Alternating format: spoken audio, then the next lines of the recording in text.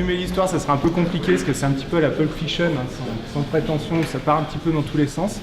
Mais là déjà vous pouvez avoir un bon aperçu de ce que ça peut donner, donc il y a beaucoup de références au cinéma, notamment en série B, plutôt nanar, c'est un petit peu mon credo, j'adore. Donc voilà, si ça vous intéresse, vous pourrez compulser un peu plus tard les bouquins ou ici, voir si ça peut vous intéresser.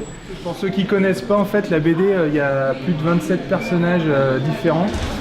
Il n'y a pas de héros ni de méchants, enfin forcément, en fait, il n'y a que des personnages un petit peu voilà, ou en couleur et clichés. Donc là, il y a un panel et à chaque personnage, en fait, il y a une fiche signalétique qui correspond avec les points de vie, les forces et les faiblesses du personnage.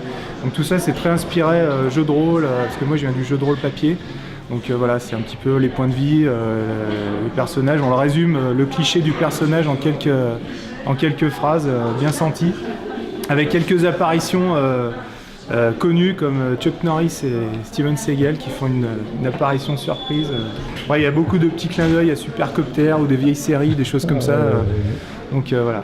Globalement, pour ma bande dessinée, je suis plus parti sur du Tarantino en fait, des choses comme ça, parce que la grosse inspiration que j'avais au départ, après c'est un petit peu parti en cacahuète on va dire, mais au départ c'était un petit peu une histoire à la Pulp Fiction, ce qu'on appelle.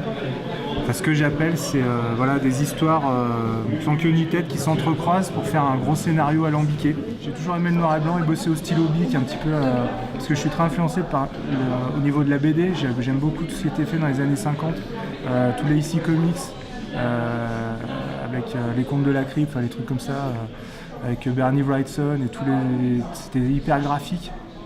Et voilà, moi j'aime beaucoup ce genre de bande dessinée. Le festival de Gérardmer, c'est une bonne alternative au festival qu'il y avait avant, je pense, de Voriaz. Enfin, moi j'ai peu grandi avec ça.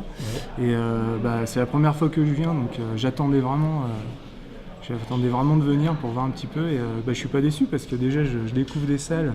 J'en ai vu que 2 pour le moment parce que j'étais un peu pris. Et le Paradisio et le bord du lac, là, je sais plus le nom.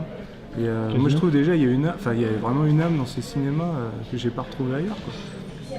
Ça c'est top déjà, puis le public est excellent, d'entendre applaudir pendant les films ou toute la salle crie au même moment, des choses comme ça. Moi je vois pas ça souvent, je sais pas, peut-être qu'il y en a d'autres qui voient ça souvent, mais moi j'ai vraiment adoré, quoi. Donc ça il y a vraiment une bonne ambiance, j'aime bien, j'adore.